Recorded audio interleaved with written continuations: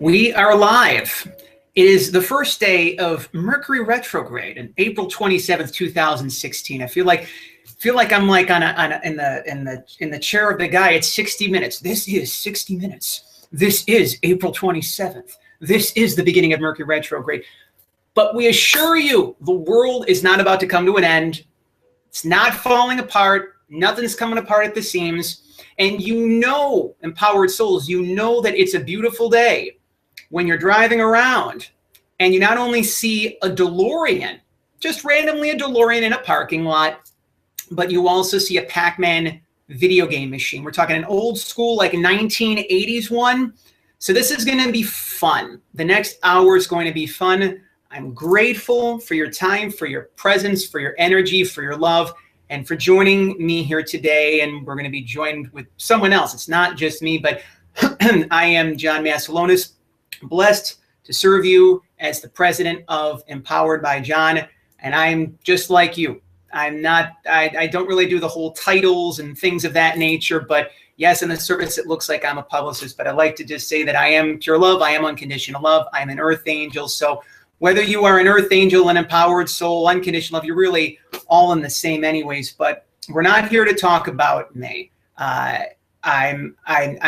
I'm so thankful to be here, to share the space, to share the energy with a gentleman who I've had the pleasure and the honor of getting to know better over the past several months, and very, very humbled to work alongside him in service to humanity. We're going to be talking about a beautiful book, and yes, this is where we refer to the term product placement here at these beautiful Google Hangouts. The name of the book is Psychology and the Near-Death Experience, Searching for God. If you're wondering what is a near-death experience, if you've kind of seen some components of it in the Greg Kinnear movie Heaven is for Real, in the recent hit movie by or with Jennifer Garner, Miracles from Heaven, if you've had the opportunities to read Anita Moorjani's beautiful, beautiful book, the New York Times best-selling book, Dying to Be Me, or if you are familiar with Dr. Eben Alexander, then this is a book that will be gravitating to you quite quickly. He worked as a clinical psychologist for over 20 years in the beautiful state of Colorado and supervised prison departments and managed health programs and provided general clinical services and actively participated in crisis management teams. So he performed various modes of service along the way to get to this point, but he shifted his work. He left a very lucrative, well-paying job to follow his path and follow his dharma. And he believes that his most important work lies ahead, lending voice to our ambassadors from heaven. So you know we got some heavenly presences up there. We know it's not just Roy and myself in the course of this Google Hangout. We got some angels, we got some archangels, we got our loved ones. We're all here. This next 57 minutes is going to be an infusion of love. This is going to be healing. On the surface, it may look like a Google Hangout, but I will call this an infusion of healing and an infusion of love, joined by Dr. Roy Hilligan, the author of Psychology and the Near-Death Experience, Searching for God. Roy, we're here on this Google Hangout. We're here on Mercury retrograde. I've already seen the Pac-Man video game machine and the DeLorean. So the energy is just going to be carrying into the course of this Google Hangout. How are you this afternoon? Well, hi, John. I'm doing great. Thank you very much. I really feel honored to be here with you today. And I look forward to speaking to everybody listening and watching about some very important topics that are dear to my heart. In fact, I think are dear to humanity in general.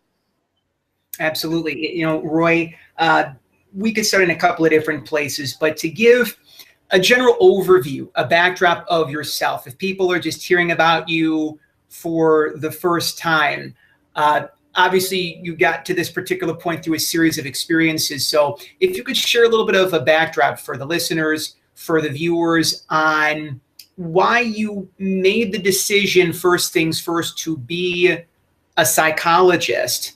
And then really, if you can kind of lay the land for us, if you can paint the picture for us as to if it was a specific moment in time where you knew that things were beginning to transition, or if it was just a series of random events that led you to the penning of this beautiful book. Well, John, in fact, I have had a number of really transformative experiences. One in particular that got me started in all this. And it'll take me a few minutes to describe it. Please bear with me here. I started as a clinical psychologist some years ago, and I grew up in a very scientific household. My father's a physicist, my brother's a physicist, and my mother's a geologist, and I became a psychologist. Raised in a Baptist church, but even though I was affiliated with that kind of evangelical movement, I really was more of a scientific kind of guy. And so I was working in the Federal Bureau of Prisons. About 16 years ago, I had an inmate who his sister had passed away. And this was a mentally ill guy. And I knew he was going to be having some problems because of this. And indeed, he was thinking about hurting himself. He said he was hearing some voices to hurt himself. So prudently, I put him on suicide watch for his own safety. First day, nothing really happened. Second day, he was all better. I'm thinking, why is this guy all better? Why now? Is always a good question for psychologists to ask. So he said, well, my sister is talking to me. I thought, oh boy, here's some of the psychotic stuff. But when I asked him, what is she telling you? I was surprised. He said, well, she's telling me that I shouldn't be here on watch, that everything in my life needs to go in a positive direction, and this is not a positive direction, and she's been allowed to help me during this very difficult time. So indeed, that's what we, indeed, you know, he seemed better. He was eating well. And I thought, well, this doesn't sound like a psychotic episode to me, because voices are typically really negative and cryptic. They're never helpful. But these voices were helpful. So I took him off watch with the promise I'd see him first thing in the morning. I saw him in the morning, and I asked him, is your sister still talking to you? And John, be careful what you ask for sometimes, because you're going to get some pretty wild stuff unexpectedly from the spiritual realm if you go that direction. And he said, yeah, she's talking to me. And I said, well, what is she saying? He says, well, she has a message for you. And the message is, you don't believe me. And so you shall believe. She's telling you quarter. Quarter? What does that mean? Quarter of the coin? Quarter of something? I don't understand. He says, I don't know. She didn't tell me. So he starts communing with this deceased person. And he comes back, he says, quarter of the coin. I said, well, what does that mean? I don't know. She won't tell me. So he leaves, and another guy comes in, and this guy's a white Muslim. It doesn't run in the same group as the first guy. And he's ranting about the hypocrisy of the United States. He looks me in the eye and says, Dr. Hill, do you know what's written on a quarter? And I automatically said, in God we trust. And he said, that's right. My skin prickled. Goosebumps came out. I could hardly listen to anything he said after that, because nobody had ever asked that from me in the past or since. Too much of a coincidence. So I talked to the first guy the next day. Told him what happened. He seemed surprised. And I asked him, did your sister tell you anything else? And he said, yeah. He says, your wife's pregnant. You're going to have a son, and he'll be born on Christmas Day. Well, I knew the first two things were true. Unlikely he would have heard it from staff, because staff aren't supposed to talk about stuff like that in prison, but maybe he overheard it. So really rested on, was my son going to be born on Christmas Day? Was that prophecy going to be held true? I didn't know what to think, because this is way out of my league in my experience. Mm-hmm. So my son was born on January 7th. on Christmas Day. So that bothered me. 11 years later, it bothered me. It was another institution. And I had an epiphany. I thought to myself, there was first a declaration I didn't have faith. Then there was a declaration I needed to trust in God. Mm-hmm. This was a test of faith. So in a leap of faith, I Googled Christmas Day and January 7th, knowing full well, as everybody does, Christmas Day is December 25th. And lo and behold, a lot of stuff came up. Turns out that there's a Christian calendar and there's a Roman calendar. We use the Roman calendar, but the Christian calendar, otherwise known as the Gregorian calendar that the Orthodox churches still use, Christmas Day is January 7th. So with that, I knew that there was a greater spirituality beyond my Baptist background. Not to dismiss what I've learned or my faith before, but that I needed to add it to it. And where was I going to find out about stuff? Only knew of one place to go, John, and that was near-death experiences. I'd read a little bit before from Raymond Moody. I looked at the NDERF website where there's now over 4,000 anonymous accounts of near-death experiences. And listeners, I highly recommend looking at that website if you want to look at first-hand accounts of the afterlife, of heaven. So I read and read and read all of them. And then as I kept reading, it was like pieces of a jigsaw puzzle coming together, and it all made sense. I saw all these different themes come up over and over and over again, and I understood the spiritual realm like I'd never had before through my religious upbringing. And it was transformative for me, and maybe we can talk a little bit about that later and how that was transformative in terms of touching the spiritual realm. I do got to say two things, Roy. First of all, when you were sharing what you were sharing, call it angel bumps, call it goosebumps, call it a really good tingling feeling. Not the kind when a doctor says, "Are you experiencing numbness and tingling?" And you're like, "Yes, I am." It's completely different kind. It's important for me to share this because, as you know, some viewers and some listeners may know this, some may not. If you've been a supporter of Empowered by John, a listener of So Luminous Radio, if you go back even to the days of Monday Night Mayhem when I was the Big Mosh and I was in the world of professional wrestling and sports entertainment, over the past 5 years, I've been on a very magical, spiritual, transformative journey. Things have reflected in kind of unique forms, so to speak. But one of the main things, Roy, that has been glaring at me is that my grandmother, Jane Sajecki, everyone knows her as Babcha, always has brought things to me that have been needed to me at the moment in time that I needed it. And it could come in the form of a video. It could come in the form of a relationship. It could come in the form of a conversation. And I remember in the middle of March, and I was reading the beginning part of your book, and I saw that the passage on "In God We Trust," and you know, it was what I needed to hear.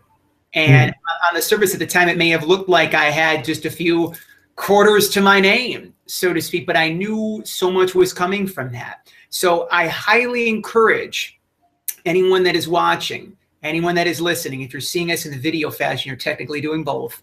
And if you're saying, John, you know what, I'm going through a difficult financial time right now. I'm not sure if all the bills are going to be taken care of. All I encourage you to do, and right now that you'll echo those exact same sentiments, is look at the change in your pocket.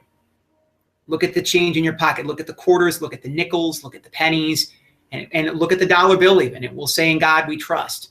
So if you're carrying around 10 quarters, that's God telling you to trust tenfold. You can just look at it as 10 quarters if you want to. But I guarantee you, when you say that you trust, when you trust the flow and the process of life, when you trust God, when you trust this whole experience is all happening for you for a reason, those quarters will multiply in abundance. I just felt guided to be able to, not to get onto a soapbox, Roy, but just to be able to share that, because, you know, on this, in the surface, this book, which is available on Roy's website, on Amazon, we'll of course cover that throughout the course of the Google Hangout, because I know that people are going to be wanting to check this out firsthand.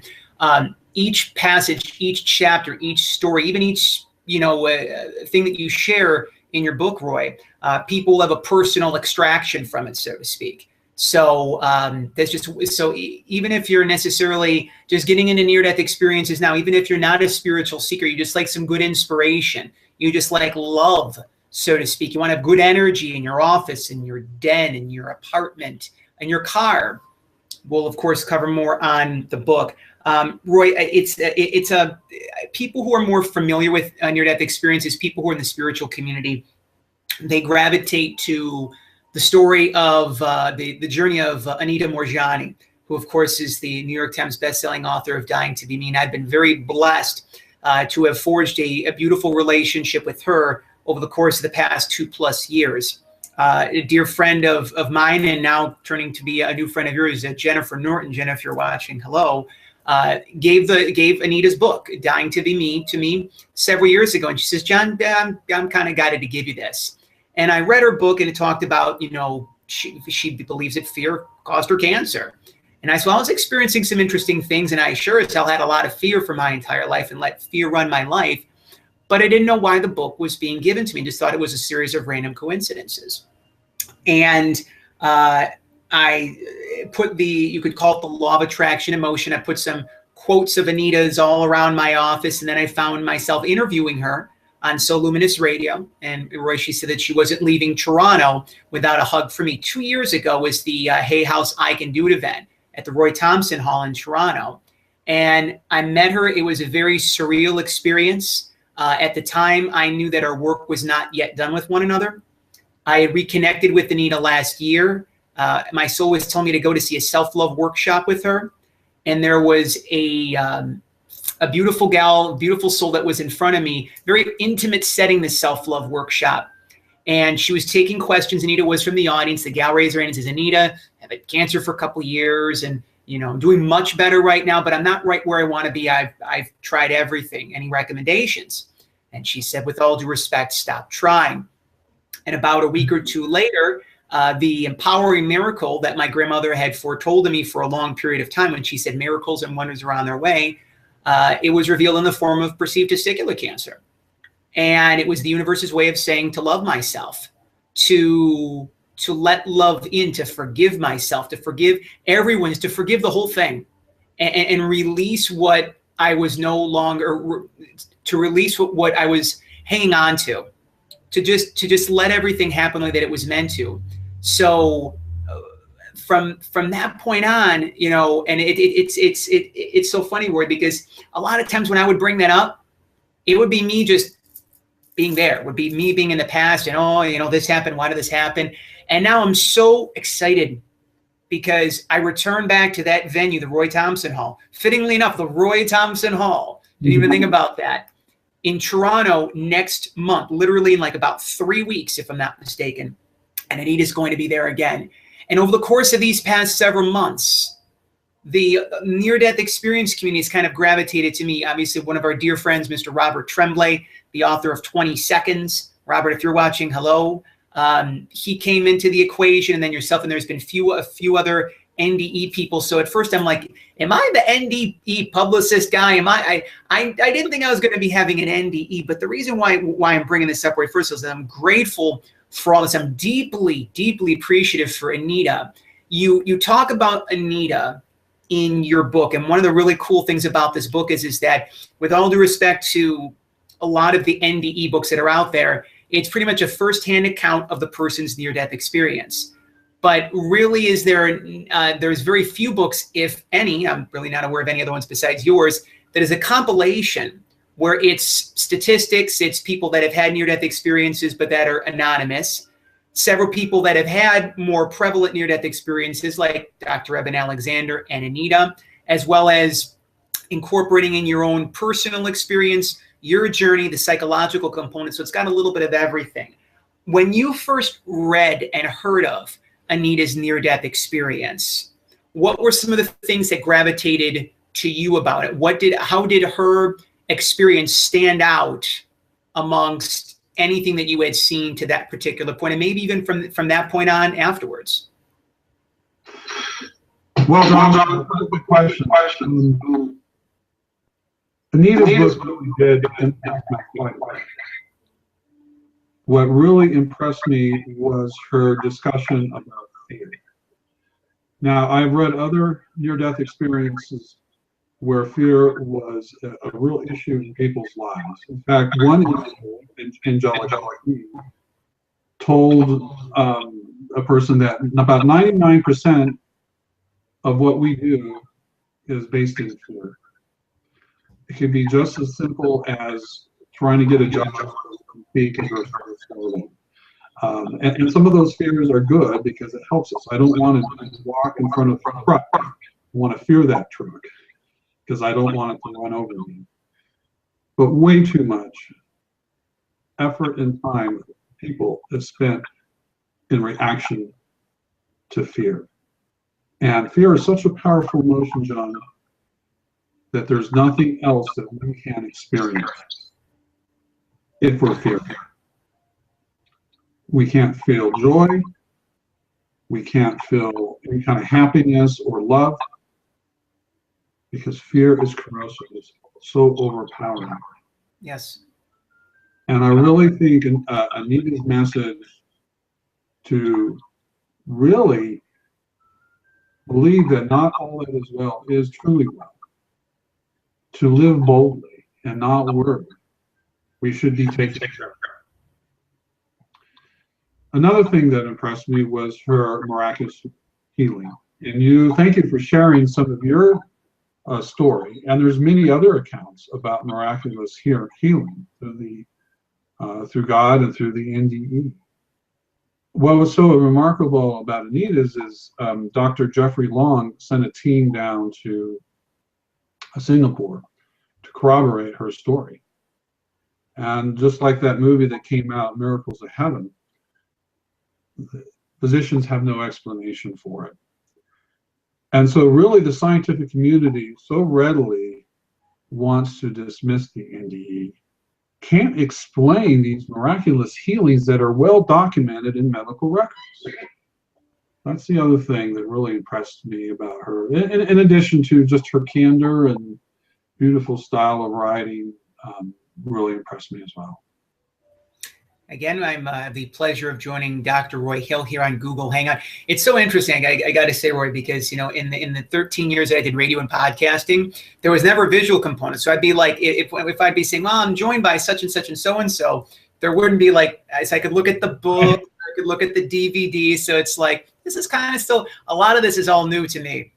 And really, but it's all good. Again, the book is Psychology and the Near-Death Experience, Searching for God. It's got a really cool, let's talk about this, Roy, because again, we're all about spontaneity here. The cover of the book, if there is a component of business to an extent, which is important, but it comes from a heart-centered component. If you're an author, if you're a healer, anything that has a visual presence, you have a beautiful website. You want people to feel comfortable with it. You want people to gravitate to it, not from a sake of, I'm here to sell 10,000 books, but the people that need to hear the message. For instance, a large portion of them will take a look at the cover and say, this is very comforting. It feels like I'm stepping into my truth.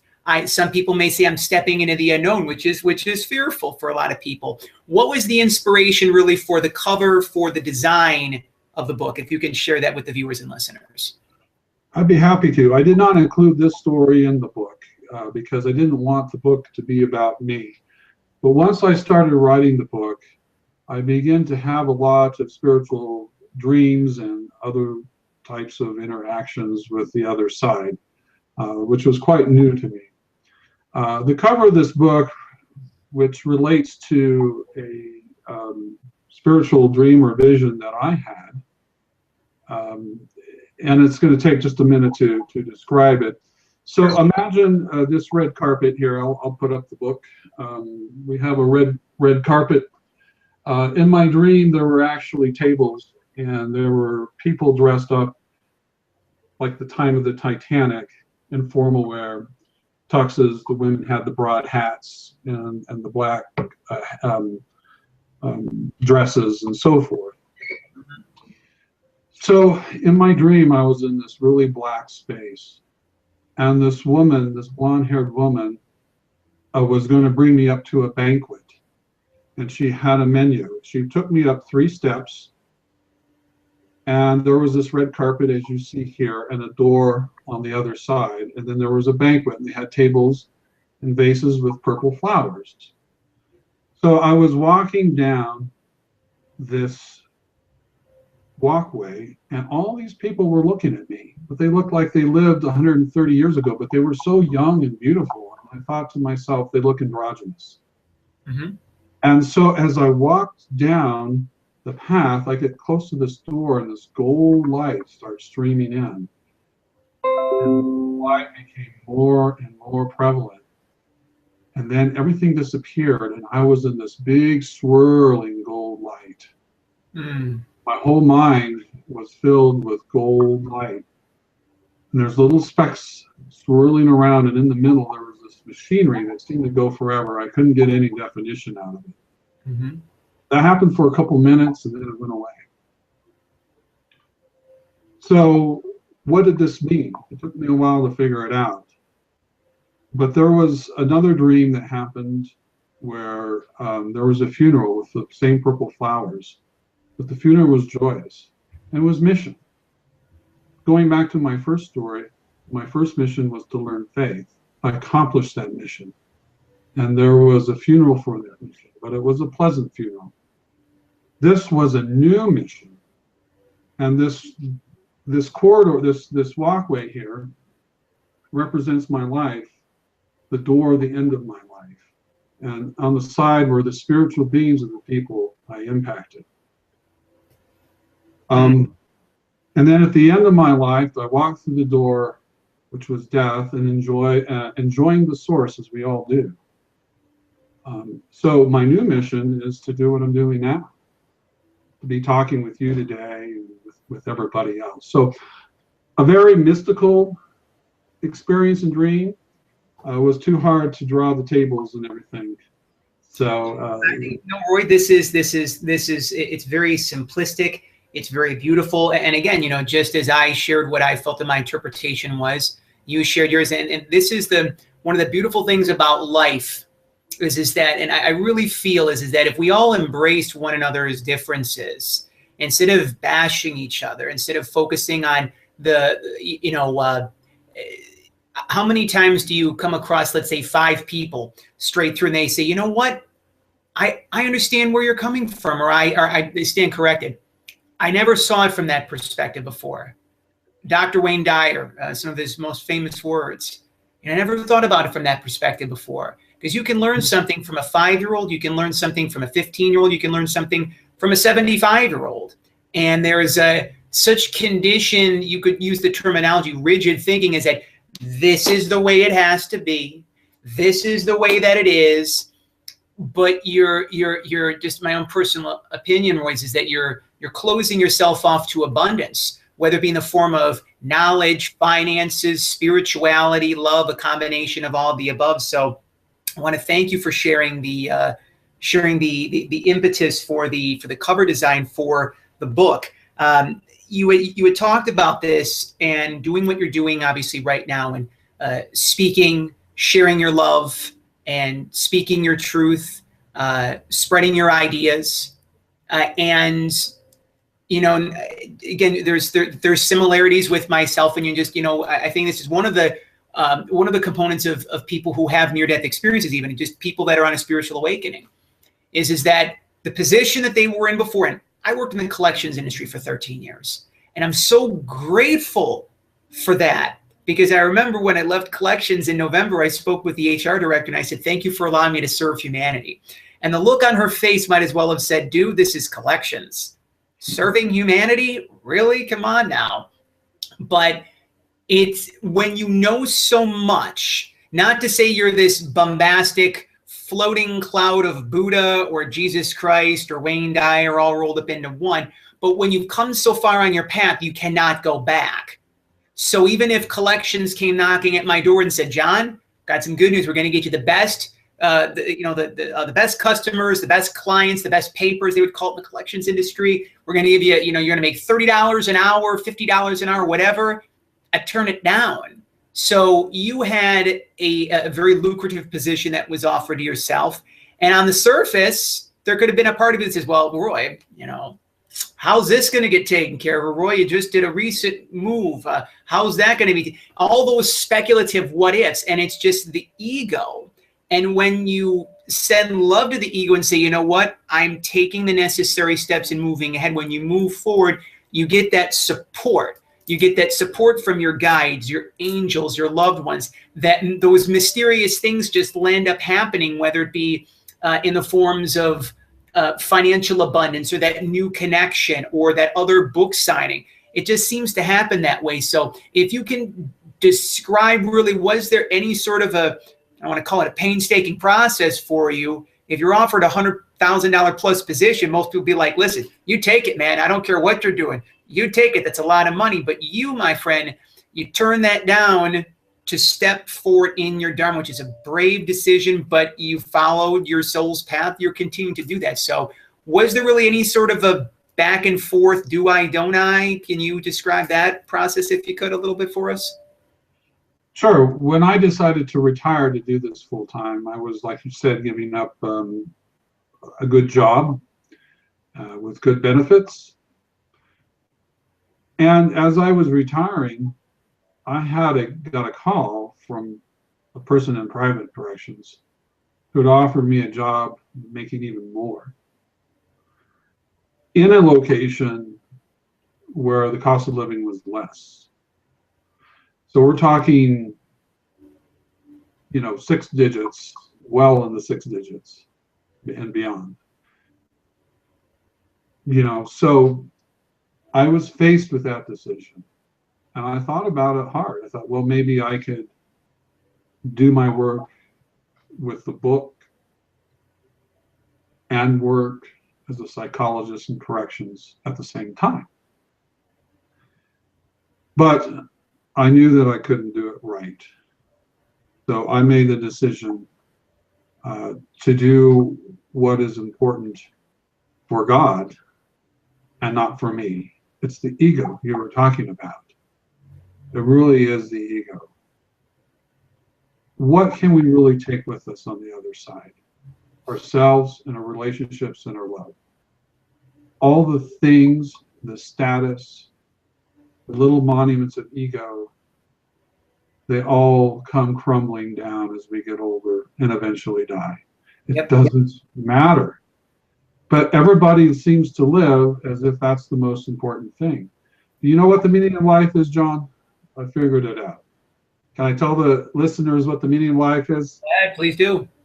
Because, people have been trying to study and answer this question for thousands of years. What is the meaning of life? It's not 42 as based on that TV show, Galaxy, Hitchhiker's Galaxy, Universe, whatever. The meaning of life is this. We're here on planet Earth, which I should say school Earth. Earth school, yeah. What we lack. What Indians say is that we're all evolving towards the source through a spiral of lessons over eternity. Heaven's a wonderful place. We don't die. We don't get sick. We don't have conflicts or war. It's a beautiful place to feel bliss plugged into the source. But it's not a good place to learn through free will, to evolve, to make choices based on our free will, disconnected, to be on our own, John, to be on our own. So what does this mean? It means we're here to learn through good things and most importantly through adversity. Because think about your own life. Don't you learn best through the tough times by making mistakes? Yep. It's to learn what we lack in love. That's the second part, in love. Love's not an easy thing. It's not infatuation. It's tough things like forgiving somebody who we don't want to forgive.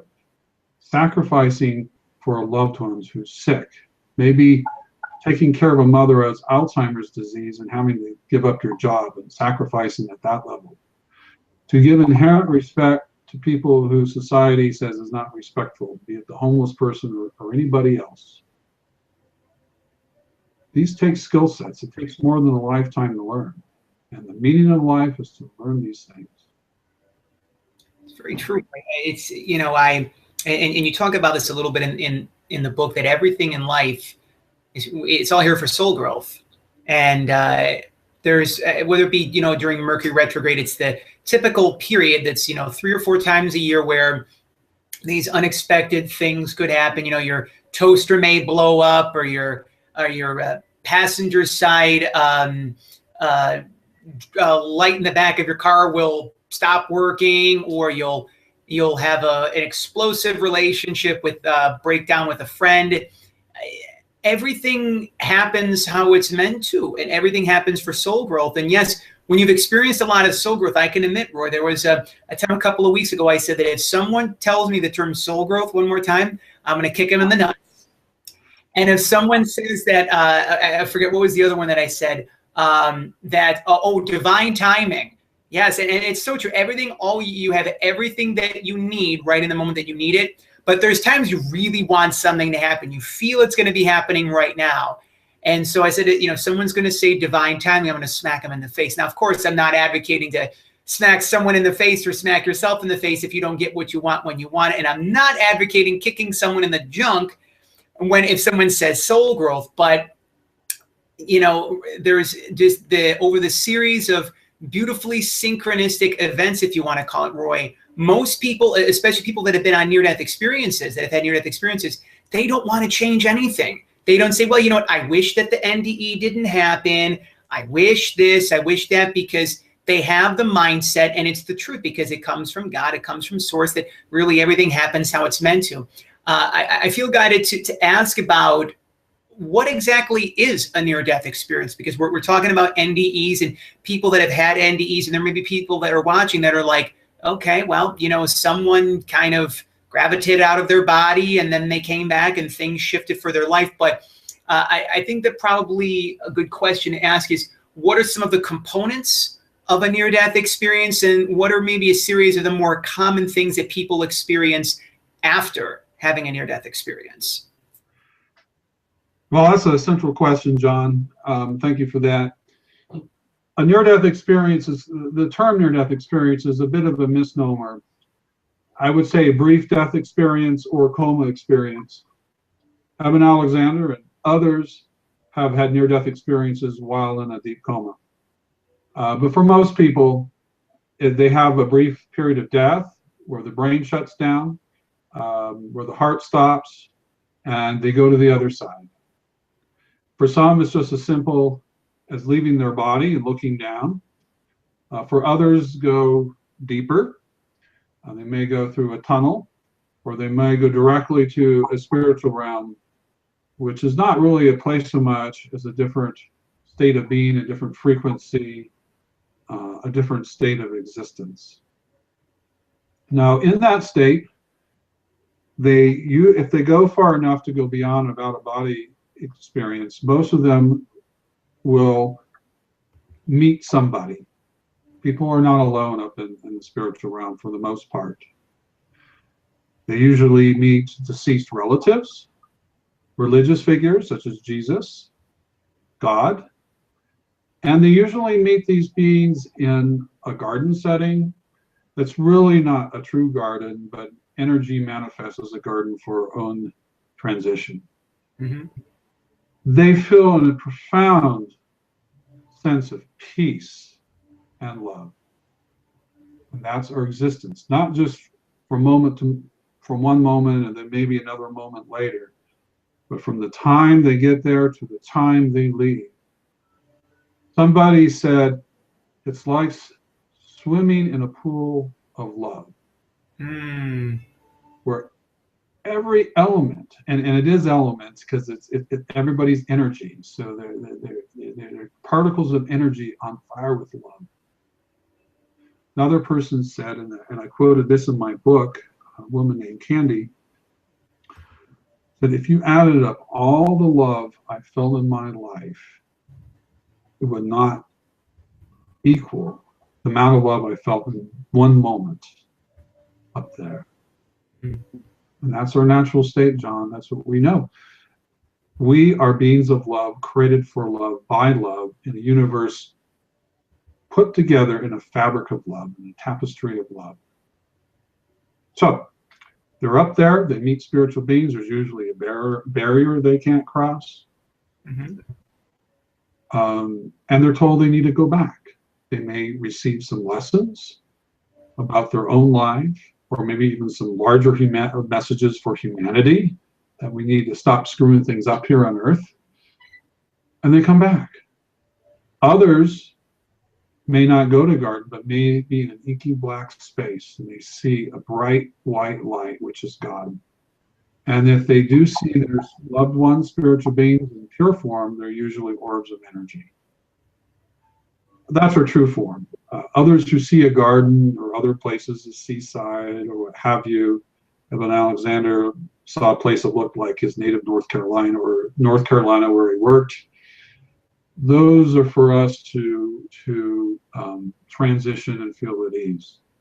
But everything is energy in its pure form, and the energy of God pervades everything.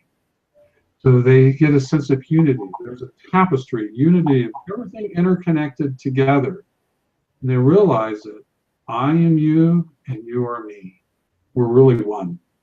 We're all expressions of God consciousness, of God energy, but we're gifted with free will to develop on our own through our own choices. And in that process, in that eternal process, we're just babes here on Earth. But that's okay. In essence, we're magnificent spiritual beings. Now I'm quoting Nina Morjani again. She's right. We're magnificent spiritual beings, loved and of love of great importance. So the message is from the NDE is not to feel insignificant, even though our lives may feel that way, but we're so important. Each and every person has measurable worth, and each and every person is loved by God and by beings they don't even see, even when they feel alone, especially, John, when they feel alone. I mean, that's also a really good message for people listening and watching to take out from this. Is there's a lot of people that are feeling out of sorts. There are people that are, I would always say that I would end Soluminous Radio.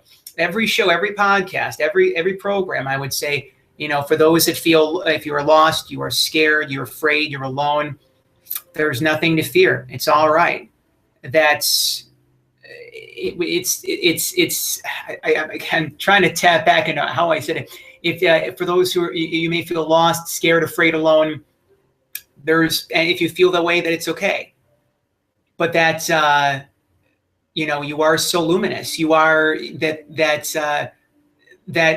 there's so much love out there that's just enveloping you, and it could be in the form of people here on Earth. It could be friends, family, colleagues, business relations. It's your departed loved ones. You know, I'll mention this briefly because I'm a transparent, clear being, Roy. I'll tell you, I visited my grandmother yesterday, and a very profound conversation with her, where her and my grandfather are buried, and it was a conversation like I've never had before, because the conversations that I always had when I went there, just a sprinkling of times, it was always a part of me was the universe was kind of giving me a kick in the tush to move forward, but it was always some sort of fear, like it was some sort of grief or hurt. And I'd experienced a lot of that, and it reflected in various forms, emotionally to physically. But I told her yesterday, I said, I'm ready. And there's been so much emotional clearing that has happened over these past several months with all this beautiful supportive energies. So, you know, there were times where I had no idea what the hell was happening. Right? There were times where people called me 3 McNuggets shy of a Happy Meal or 5 olives shy of a fruit salad. It doesn't matter what other people think. If someone else tells you, you know what, you're alone, no one loves you, that's just their energy that's trying to go to yours, because at our core, we are unconditional love. When you take away the guilt, the shame, the judgments, the unworthiness, the fear, the people pleasing, the worrying, the controlling, the manipulation. It's kind of like, if you've ever seen the movie Shrek, Roy, and Shrek and Donkey have this conversation, and Shrek says, ogres are like onions. Onions are like ogres. And yes, we're kind of like a spiritual Shrek, and we're like a spiritual onion, and we're just peeling the layers. And there's times on your path where you may be like, you know what? You know what? There's no more controlling in me. I've overcome control. And then there's a little bit more of a layer of the control than what you thought, but it's all good. I wholeheartedly encourage everyone that's watching and listening to go to Roy's website. We'll talk about the website, some of the work that you've been doing recently, Roy. NearDeathExPPSY.com. Roy's also on Facebook as well, just putting it under Roy Hill. He's got that very nice this very nice blue shirt that you see in the picture on the back cover of the book, and on Twitter under the same name, Near Death EXPPSY. Roy, you've had the opportunities to travel throughout the country over the course of the past several months. I know that you've been to within your state of Colorado. You've been to Tulsa. You're going to be in North Carolina in the month of June. To put this into words, it may even do it an injustice, because when you're out there, when you're helping, when you're healing, when you're inspiring, when you're serving humanity, there's nothing like it. And I know, speaking from personal experience on my end, being a publicist at this particular portion of my path, that, there were times where I felt like, okay, I'm like, this is it. Here's my desk and doing the thing. And it's like, no, Spirit wants me to get out there and mingle with people.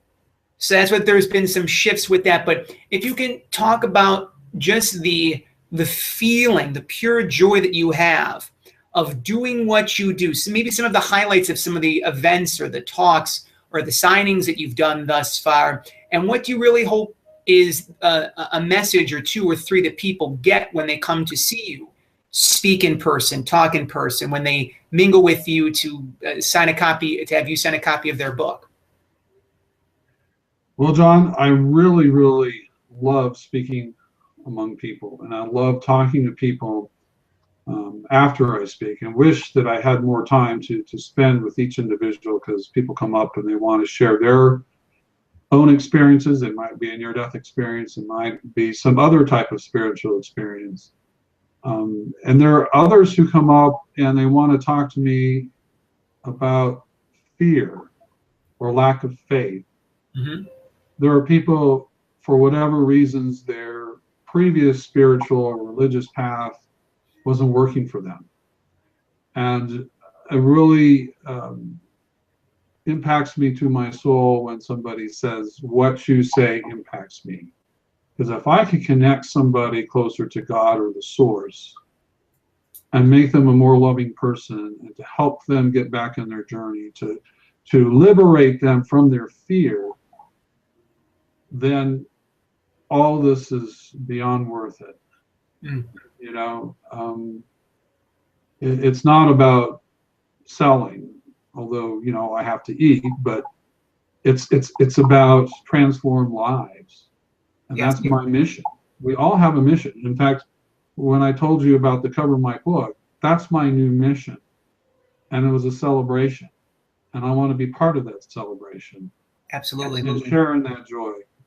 Not that I know everything or I'm some guru. I'm not a guru. I don't have all the answers. I just a person. But yet, if I can serve in my capacity that God sent me to do, then I will have lived a joyous life at the end of it. That's beautiful, Roy. And I, just a little bit of personal experience that I've had thus far since working with you. I know that there's we do live in the 3D, even though we're going and evolving towards the 5D and the 6D and the 7D and the 8D and who knows how many other Ds there are out there. It's all beautiful because we ascend higher. Maybe we'll be like an 18D or something. But, you know, when there are people that get caught up in labels, and they may say, well, he's a doctor. He must have his head in the clouds or his head up as you know what. And it's the reason why it's important for me to share that, Roy, is that, you know, whether people believe me, it's people could say, well, John, but you're working with Roy, so maybe you're guided to say that. And in that kind of capacity, it's to go in, and a good friend of ours, Mr. Paul Ammons, I believe is his last name. And Paul, if you're watching, hello to you. I had a conversation with him a couple of days ago, and he said, John, I want to introduce myself. And he held up a blank piece of white paper. Now, he didn't list off, you know, here's who I am, here's what I do, blank piece of paper. And I told him, I said, you know what? I said, I had struggled with that for a long period of time. Because if someone said, who do you are? You know, who are you and what do you do? And you have this deflection mode, like this is where the people pleasing comes in. And, it all boils down, all fear in some way, shape or form boils down to along the lines of, do you love me? You know, do you love me? And if I'll say the right things, well, then you will love me as a friend or a colleague or a lover or a husband, a wife, a teacher, et cetera, et cetera. And it was just such a beautiful thing. So I feel very strong in saying that, you know, if there's any reservations that you have, any queries that you have regarding near-death experiences, being on a spiritual awakening, set those down for 1 hour. Just say, you know what, whatever I think, I'm just going to put that down, and I'm going to go into this and read this book with a clean slate. Because you will come, or there should say that there will be a time on your path when you will open up a book and literally you'll get the meaning of what it is that you're meant to read. It'll just strike at you. And if I can share in our remaining time that we have in this Google Hangout, Roy, just some of the messages that came to me is on page 27, and we're talking about Anita Morjani earlier. Our true self, our soul, is connected to the magnificence of everything. Unfortunately, we are not always aware of our own magnificence. So I encourage you, as the month of April rolls to a close, and as you begin the month of May, to remember and embrace your own magnificence. Wake up every morning and say, I embrace my magnificence.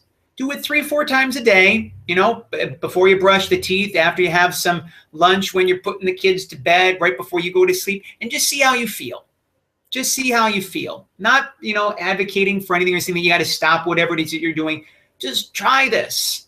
Try this, because there is something to that. Some people can call it a philosophy. Some people can call it a methodology. I just ask you to put it into just put it into real life. Let's pick another page here if we can, Roy. Right here. To fixate on death. This is page 43. To fixate on death means to miss out on the positive gifts of life. People who have near-death experiences teach us we have nothing to fear about going home. They paint a beautiful portrait of eternal life filled with peace and purpose. Not that long ago, this is more several years ago, I was afraid of death. I was afraid of dying. And when my grandmother had transitioned, her death taught me to not be afraid of death, to realize that there is more than just what happens here. And I can clearly tell you this, Roy, as I am not afraid of dying. I know that the purpose that I'm meant for here, the purpose that you're meant for, we're going to be still around for more than just another quick cup of coffee. So it's just so beautiful, Roy, you know, when you have the opportunities to watch a television program, even if you don't watch TV, just, you know, listen to some music or you know, read a book, the messages will come at you. I think this is a good way to end is with one last thing, Roy, is that Prince's recent transition and David Bowie's recent transition. There's a lot of truly beautiful souls that are departing us right now. And I read something online not that long ago that basically said that, you know, I wouldn't be surprised if David Bowie's transition awakens so many more souls. And you saw the outpouring of love from Prince's transition when you had Niagara Falls all in purple, when you had various city halls and buildings, Target Field in Minnesota, all in purple. all these tributes on the news programs and all the various talk shows.